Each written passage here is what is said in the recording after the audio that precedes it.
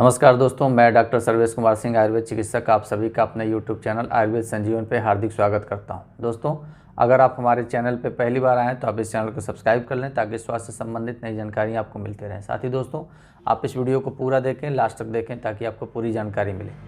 दोस्तों, आज जिस विषय पर हम आपसे चर्चा करने वाले दोस्तों वो है गुदा रोगों के अंतर्गत सबसे ज़्यादा कष्ट देने वाला रोग एक्यूट फिशर और क्रॉनिक फिशर के चिकित्सा के बारे में, अस्थायी चिकित्सा के बारे में। दोस्तों, तो अस्थायी चिकित्सा का जो समाधान होता है दोस्तों, वो हम मेडिसिनल नहीं, आज जो सर्जिकल प्रोसेस होते हैं क्षार सूत्र के द्वारा या मॉडर्न सर्जरी के द्वारा जो 400 चिकित्सक करते हैं उसके बारे में आज हम चर्चा करेंगे दोस्तों। तो उसमें जैसा कि हमने पिछले वीडियो में चर्चा किया था कि केवल सेंटिनल टैग वादी बवासीर जो बाहरी मस्सा लटका हुआ है, केवल उसको हटा देने से, रिमूव कर देने से या 400 से द्वारा या वैसे भी आप कैनल फिशर से अगर वो रोग हुआ है तो आप कैनल फिशर नहीं ठीक होगा जब तक उस एनल फिशर की चिकित्सा नहीं हो। दोस्तों, आज उसी पर हम चर्चा करने वाले किस प्रकार की चिकित्सा आखिर उसमें होती है, एक्यूट फिशर या क्रॉनिक फिशर में किस प्रकार की चिकित्सा की जाती है अस्थायी रूप से। तो दोस्तों, आइए शुरू करते हैं।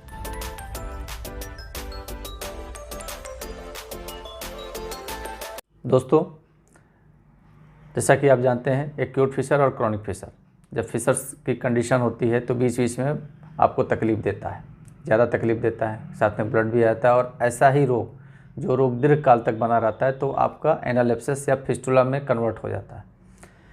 उसकी चिकित्सा अगर आपको ज़्यादा दिन से परेशान कर रहा है, बीच बीच में हो जा रहा है, तो उसकी अस्थायी चिकित्सा सबसे ज़रूरी है। इसके लिए सबसे ज़रूरी है दोस्तों, जो 3 प्रकार के प्रोसेस हम लोग करते हैं उसमें जो पहला नंबर आता है एनल डायलेशन का। एनल डायलेशन की स्थिति होती है अलग। फिर सेकेंड जो नंबर आता है दोस्तों वो इंटरनल लेटरल इंस्पेक्टरटॉमी का, जो इंस्पेक्टरटॉमी होती है जहाँ से आपके मसल्स को रिमूव किया जाता है, पैखाने के रास्ते को ढीला करने का प्रोसेस। ये तीनों प्रोसेस वही है, पैखाने के रास्ते को ढीला करने के लिए।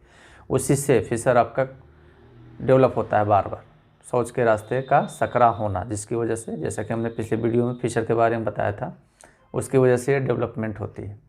और तीसरा और सबसे महत्वपूर्ण जो दोस्त है दोस्तों, क्लोज्ड पोस्टीरियर स्फिंक्टरटॉमी, यानी कि जो क्षार सूत्र के द्वारा होता है अस्थायी चिकित्सा, वो सबसे महत्वपूर्ण है।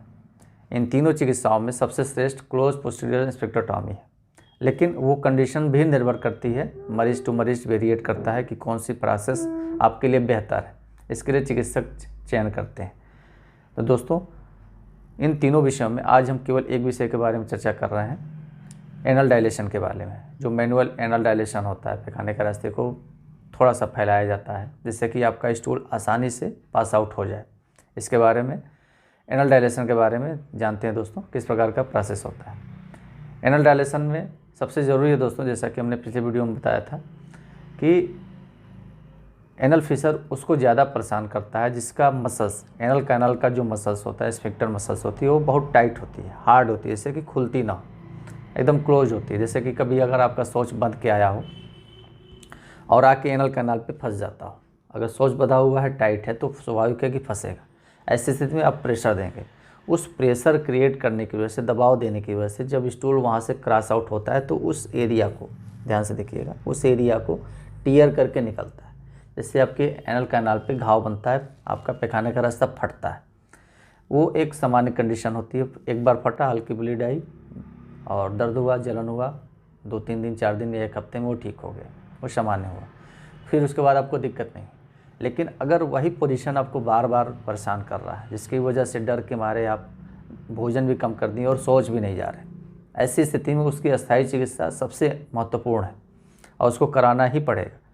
क्योंकि वो उस प्रकार की जो मसल्स की टाइटनेस होती है वो जन्मजात भी हो सकती है या बीच में किसी कारणवश डेवलप भी हो जाती है। इसलिए दोस्तों, जो अगर एनल कैनाल, पैखाने का रास्ता आपका टाइट है, जैसे लगता है कि पैखाना आके वहाँ पे फंस जा रहा है और उसकी वजह से आपको वहाँ पे बार बार तकलीफ़ हो रही है, तो आप समझें कि वो जब तक आप उसका टोटल अस्थायी चिकित्सा नहीं कराएंगे, आपका वो रोग नहीं ठीक होने वाला है। या तो कॉन्स्टिपेशन की पूरी चिकित्सा हो जिससे कि पैखाना आपका टाइट हो ही ना, तब तक तो आप बेहतर रहेंगे। लेकिन जिस दिन भी आपका शौच थोड़ा सा टाइट हुआ, हार्ड हुआ, तो आपके शौच के रास्ते पे व्रण बना देगा, घाव बना देगा और वो एनल फिशर का कारण होता है। इसलिए अगर कभी कभार आपका शौच टाइट भी होता है तो आपको भविष्य में उस प्रकार की दिक्कत ना हो, वो शौच जो है आसानी से आपके पैखाने के रास्ते से बाहर हो जाए। ऐसी स्थिति में पैखाने के रास्ते की जो मसल्स होती है, जो एकदम बैंड करके रखी है, एकदम बांध के रखी है, खुल नहीं रही है, उसको ढीला करने की आवश्यकता होती है। यही सर्जिकल प्रोसेस होता है एनल फिशर में। अगर वहाँ पे फाइब्रोसिस वगैरह हो गया है, कुछ अलग डेवलपमेंट होती है, तो चिकित्सक उसको अपने अनुसार चिकित्सा करते हैं। और अगर वहाँ पे मस्सा सेंटिनल अटैक वादी बवासीर उत्पन्न हो गया तो उसकी भी चिकित्सा उसके साथ की जाती है। तो एनल डायलेशन में दोस्तों, जो जैसा कि हम बता रहे हैं आपको, वही पैखाने का जो रास्ता होता है जहाँ पे एक सिंगल पीआर, जैसे हम नॉर्मली जो एग्जामिनेशन करते हैं तो सिंगल पीआर यानी कि जो एक उंगली होती है वो भी आपके पैखाने के रास्ते में कष्ट से जाती है, तकलीफ़ होता है, जैसे लग रहा है कि जगह ही नहीं है, एकदम खुल नहीं रहा है, बंधा हुआ है। ऐसी स्थिति में दोस्तों जो एनल कैनाल का रिंग होता है, पैखाने के रास्ते की जो मसल होती है उसको स्फिंक्टर मसल्स कहते हैं, वो एकदम बैंड करके रखती है। तो उसी को फैलाने की प्रक्रिया होती है मैनुअल डायलेशन, यानी कि वो फिंगर के माध्यम से ही उसको डायलेट किया जाता है, पैखाने के रास्ते को ढीला किया जाता है। तो उसके पहले हल्का सा जो लोकल एनेस्थेसिया होता है उसको देने के उपरांत ही यह प्रोसेस हो सकता है, ऐसे तो होगा भी नहीं। तो लोकल एनेस्थेसिया देने के बाद जब वहाँ का एरिया सुन्न हो जाता है और आपको एहसास नहीं होता है, तब एनल डायलेशन की प्रक्रिया होती है और पैखाने के रास्ते को फैलाने की प्रक्रिया होती है।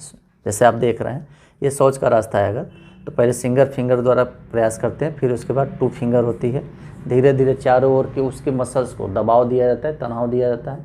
फिर उसके बाद जो उसकी प्रक्रिया होती है एनल डायलेशन की, चिकित्सक अपने फिंगर के माध्यम से ही उसको डायलेट करते हैं, टीयर करते हैं, फैलाते हैं, जिससे कि वहाँ की मसल्स थोड़ी टीयर होती है, खसकती है, फैलती है। सामान्य रास्ता जैसे होता है धीरे धीरे फैलते फैलते, आप यहाँ से देखेंगे धीरे धीरे फैलते फैलते थोड़ा जगह बन जाता है चारों ओर से, जिससे कि वहाँ की जो मसल्स बार बार टीयर हो रही थी, फट रहा था, वो कंडीशन भविष्य में न के बराबर हो जाए। तो जब ये फैल जाता है दोस्तों, तो उसके बाद की जो प्रक्रिया होती है, फिर औषधि के द्वारा, जो एक स्वाभाविक होता है कि पैखाना का रास्ता सकड़ा है, जब फैलाया जाएगा तो स्वाभाविक के चारों ओर के मसल्स और टीयर होंगे, थोड़ा सा व्रण बनेगा, जख्म बनेगा। फिर उसकी चिकित्सा होती है, अगले 2 से 3 हफ्ते में वो पूरी तरह से ठीक हो जाता है। उसके बाद भी कई प्रोसेस होते हैं, उसको आगे कई महीनों तक फॉलो किया जाता है, जिससे कि आपका एनल मसल्स होता है जो फिर से आके बांध ना जाए, क्योंकि ये प्रक्रिया केवल एक बार की नहीं कि बस हम फैला दिए और आपका रोग ठीक हो जाएगा, नहीं। अगर वो कंडीशन होती है किसी मरीज में, वो मसल्स फिर से अपने स्थान पे आते हैं, ऐसी स्थिति में कुछ और पोस्ट ऑप यानी कि प्रोसेस होने के बाद की जो प्रक्रियाएं होती हैं, जो चिकित्सक अपने हिसाब से जज करेंगे, बताएंगे कि आप में वो ज़रूरी है कि नहीं, उसको आप अपने हिसाब से करते हैं। वो प्रोसेस आपको घर पे ही करना रहता है, 2, 4, 6 महीने तक, साल भर तक भी करना पड़ता है, लेकिन वो सामान्य एक प्रक्रिया की तरह होती है, ऐसा नहीं कि कोई कष्टदायक होता है। तो उसमें सबसे पहले चिकित्सक जज करते हैं कि आपका एनल स्फिंक्टर डायलेशन से बेहतर हो जाएगा या लेटरल स्फिंक्टरटॉमी करनी पड़ेगी या क्लोज्ड पोस्टीरियर स्फिंक्टरटॉमी करनी पड़ेगी। ये चिकित्सक के निर्देश के अनुसार ही आप इस प्रकार के प्रोसेस करा सकते हैं, और चिकित्सक ही तय करेंगे कि आप में किस प्रकार का प्रोसेस बेहतर रहेगा। ध्यान देंगे दोस्तों, बेहतर रहेगा। और आगे भविष्य में कुछ अनकंटिन्यूस यानी कि आपके गुदा मार्ग का संकुचन प्रभावित ना हो उतना, जैसे कि आप शौच को त्याग करते समय उसको कंट्रोल पावर खो दें, इस प्रकार की प्रोसेस इससे दिक्कत नहीं होती है।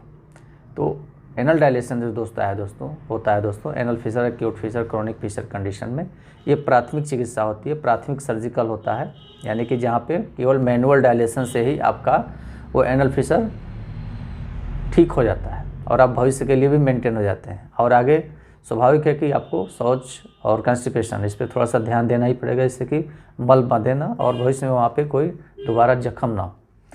तो एनल डायलेशन जो होता है दोस्तों, वो चिकित्सक ही तय करेंगे कि आपका ये फिशर एनल डायलेशन के द्वारा कवर हो जाएगा या दूसरी चिकित्सा करनी पड़ेगी। तो सबसे ज़रूरी है दोस्तों, अगर आपको फिशर है, चिकित्सक भी जज कर लिए, बता दिए हैं, या आपको लग रहा है कि हाँ इस प्रकार की दिक्कत हो सकती है, एक अनुमान लगता है, फिर भी आपको चिकित्सक के पास जाकर के इसका डायग्नोस कराना होगा।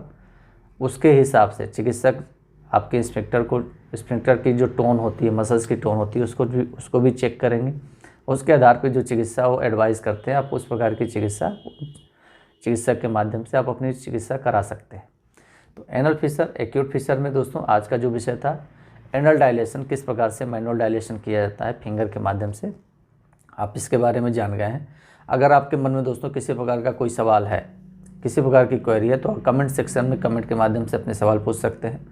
और दोस्तों अगर आपको ये विषय अच्छा लगा है तो आप इसको लाइक करें और अपने जानने वाले लोगों को शेयर करें ताकि लोग इस विषय के बारे में जानें। साथ ही दोस्तों अगर आप हमारे चैनल पर नए आए हैं तो आप इस चैनल को सब्सक्राइब कर लें ताकि स्वास्थ्य संबंधित जानकारी आपको मिलती रहे। दोस्तों इसी के साथ आज का जो विषय था यहीं समाप्त होता है। नमस्कार।